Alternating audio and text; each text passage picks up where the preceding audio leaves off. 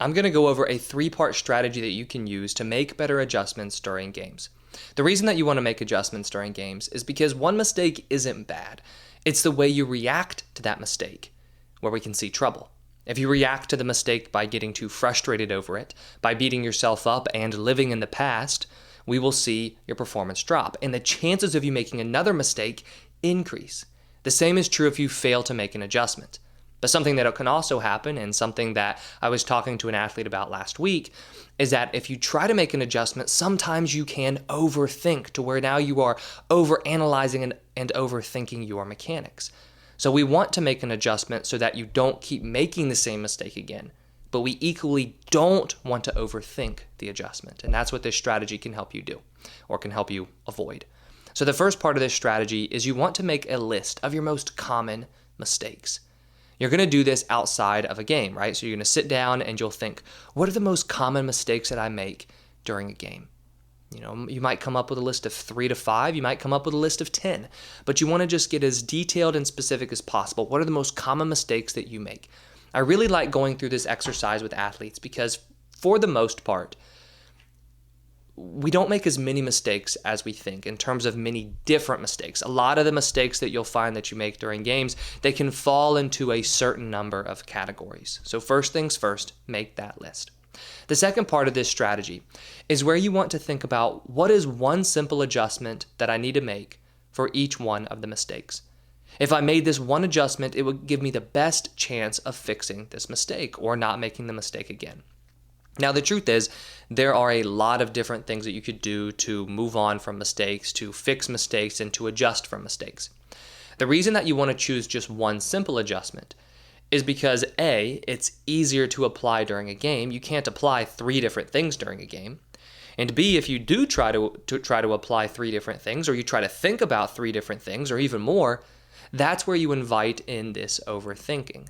So whenever you make an adjustment, an underlying principle is always that you want to make the adjustment simple. You can only adjust by focusing on one thing. You can't adjust by focusing on 2, 3, 4, 5 things. Otherwise, you are just overthinking at that point and you're trying to do too much. So think about one simple adjustment, because that one simple thing is what you'll want to apply during a game.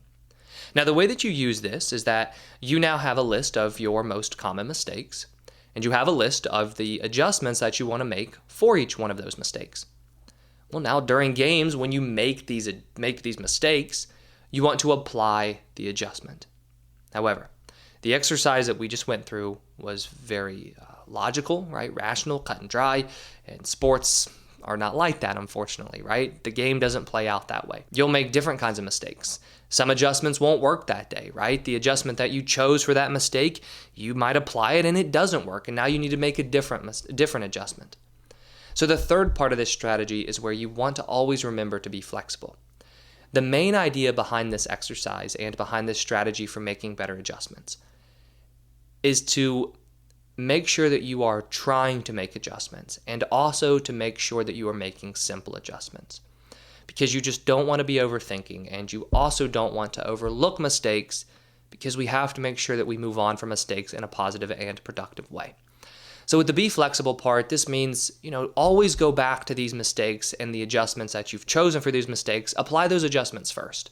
But if the adjustment isn't working, don't stick with it and say, this is my adjustment, I have to use this.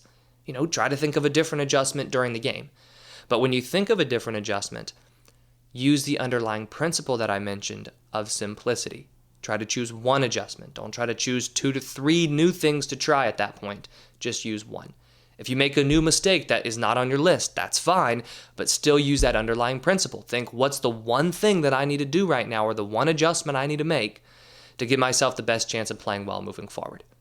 Whenever you make mistakes during games, you just don't want to let this one mistake hold you back in terms of lowering your confidence, or hold you back because it compounds into 2, 3, 4, 5 mistakes because you failed to make an adjustment. But you also don't want to overthink adjustments, because that can be just as bad.